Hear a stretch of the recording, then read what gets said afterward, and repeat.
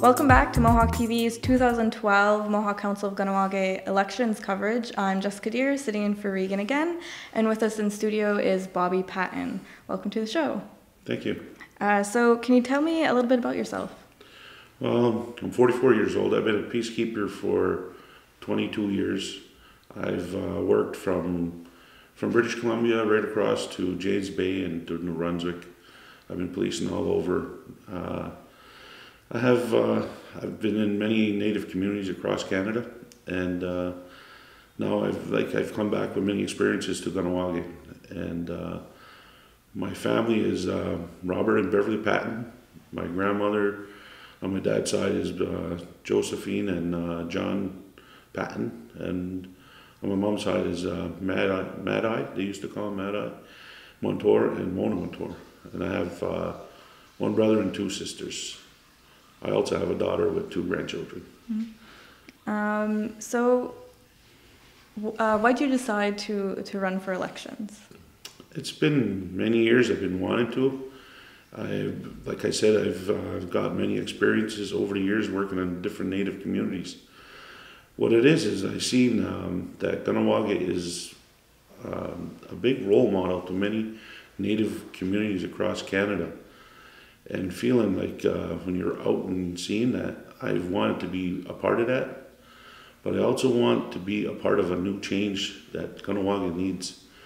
And with my experiences and my background, I think I can bring a good change, as I like meeting people and I'm very outgoing and understanding with people in the community. So I wanted to try on a different level to work for the people and help the people as best as I can.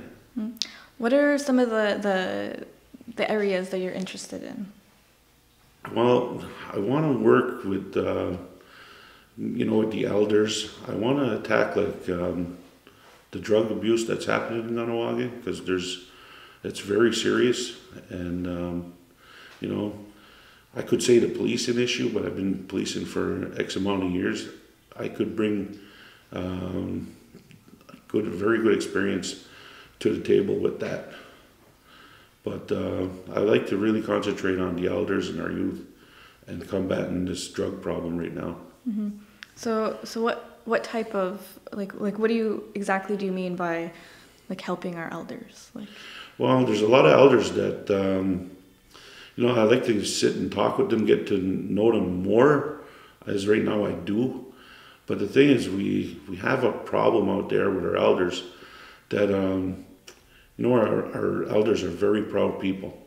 And there is, I've seen so many things happen through the policing that these elders are too proud to make any type of complaints or to anyone. And they need help, because a lot of times they're being taken advantage of, or they have money issues, or, there's social problems in their families. And they have nobody really to talk to because of their pride. And being in the policing, they don't want to make complaints because they don't want to hurt their families. But they do need someone to speak for them. And being that and getting along with the people, as I feel I do, I would like to do that and get to meet the people, the elders, and really get down to know what's hurting them, or what their helps they need, or their needs. And that's why I want to take advantage of that. What about in terms of youth? With the youth, I like to get in touch with them, with the education of the drugs, or there's a lot of issues out there with employment, and we need to educate them on outside type of stuff. But we also got to try to implement some type of education, because of our life is really moving fast, and the lifestyles are moving fast and we got to bring our youth into recognizing, there's sometimes we enjoy Kahnawake, but we need something further than that. We have to further their expectations, and we got to realize the respect, and we have to work with them on this situation with the drug issue, is to bring and educate them as best as possible, to make a wellness type of thing, and to have them to understand, they're, to me, proud of themselves. And, I've done that in British Columbia with a group of, for over a year. And I like to meet and sit down and work in, groups maybe and get to know the youth even more. Let them know me. Would you, being a Ganawagi peacekeeper, how bad would you say the drug issue is in Ganawagi right now? Well, the drug issue is serious. We can go on. People outside will say the police don't do enough to combat the drugs, but we do. The men and women of our department are daily on that. That is one of their pet peeves. It's out there. What we are afraid of is because on the outside, it's already coming into the elementary schools. Here it has not. But that's why we're afraid. And before it does get here and start affecting our youth even more, we need to stop it. And, that's my goal is we have to put some type of enforcement through the council or any way it may be, because in the past there used to be a zero tolerance. But it seems like that zero tolerance is pushed to the side now, and we don't have control like we used to or we wanted to. But we have to formulate something that we can put into perspective and saying, we're not going to deal with this anymore. And it seems like the guys, like the peacekeepers themselves, do the job, but it fails at the other level of the justice, like when it gets to the courts and such. Mm-hmm. We have to sit down and say, okay, before it gets there, let's try to make something happen here in the community itself, meet with the people and say, this is what we're going to do. Mm-hmm. So what would you say are some of the important issues that we face right now? Well, we've got a lot of social issues, with first is socially, we're going through a rough time economically. We need to have some type of job creation or some type of employment, or even try to have our young people to say there's more outside the community, but we got to train them on something so to give them the tools. And, we have in town, our social issues, what I'm talking about is our elders abuse and such. And we have a lot of people in town that live below the poverty line. And I think these people have not been really heard from, or their voice has not been heard. And they've, Ganawagi people were proud people and nobody wants to really talk out. But as these people, and we've seen, a lot of these people, their children don't even they go to school without even breakfast, or they don't have any type of food or any type of care really, because the way the situation is with employment, monies, funding. But that is one part we need to work with, and we need to work with them. Mm-hmm. We need to bring it up, and we're proud people. We got to stand by our people.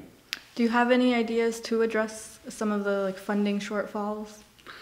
Well, this funding shortfalls, it's hard to say, because you got to really know what's working in the council. And but if I did get in, I would like to be really seeing and checking how we can affect and change some other ways to put other funding somewhere else. But it's hard to really work on that right now, because I really don't know what's in there. Mm-hmm. We get a budget every once in a while and saying there's so many things. I can go down the line and say, check this one off. We don't need that. We don't need that. But in the long run, is that really going to help us? Mm. But the funding, we're going through a rough time here everywhere. But we have to try to create some type of employment for our peoples. Mm. If you were elected, how would you be accountable to the people? How would I be accountable?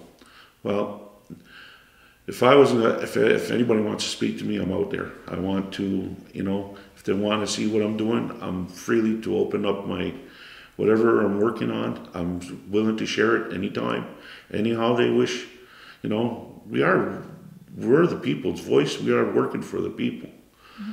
So I think what we should do is, our accountability should be on either, I don't know how we should do it, but there should be a way that the people can really see what we're doing, you know. And no, there's nothing that should be hidden or pushed aside and like secret, you know. And for me, I want to be open to the people. I want them to know where I'm at, what I'm working on, you know, did we succeed in anything or what our failures are. But I like to have like an open book policy, like, here, this is where we're at. Well, on a related note, what do you think of the confidentiality agreement? I think we have to look at that. I said I would sign the confidentiality, but then, you know, there's issues, you know, there's issues that if you don't sign it, then you're going to be put aside on other, you're not going to really see what the total workings are because, well, you didn't sign it, you can't sit in this meeting. But like, really, I think that confidentiality and whatever it may be, I think it has to be really looked at and maybe changed in some way. But the people have to see what we are. We're hired by the people. We need to, you know, why should it be, everything should be secret? You know, but for the time being, I'm saying yes to sign it. But I think it has to be changed where it has to be more open to let the people see what's going on. So what type of like experiences do you have that would be an asset to being a council chief? What kind of, well, like I said, I've been through so many communities out through Canada, and I worked in the administration. I was a chief of police, assistant chief of police. I started some police forces with my administration. I think it can help with certain type of administrations. I worked with a lot of youth out in British Columbia, and I understand where the youth come out and how we can make some kind of, bring the groups and youth together and, you know, how to make them feel good about themselves again, like, you know, broaden their horizons. And in the policing issue, like with combating these drugs, I have a lot of experience in that because I've worked in certain areas that have major drug problems where we've worked on major drug files and we've made major arrests. And what we want to do is, if I could bring that into this task force and assist the peacekeepers in combating this, I think it's going to be for the betterment of the community.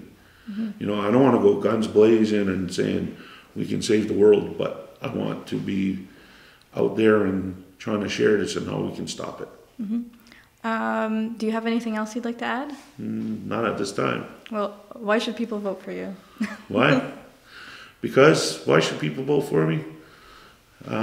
People know me. I've been out there for the community since 1990. I've worked with many people in the community.